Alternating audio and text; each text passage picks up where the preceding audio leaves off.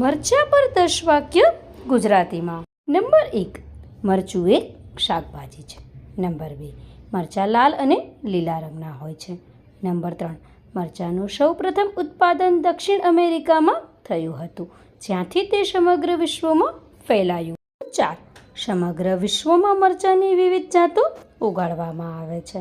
મરચાંનો ઉપયોગ દવા તરીકે પણ થાય છે. નંબર 5, મરચાંનો ઉપયોગ શાકભાજી, સલાડ, ચટણી અને અથાણાંમાં થાય છે. નંબર 6, મરચાંનો સ્વાદ તીખો હોય છે. નંબર 7, મરચાંમાં વિટામિન સી મળી આવે છે. નંબર 8, લીલા અને સૂકા બંને મરચાંનો ઉપયોગ થાય છે.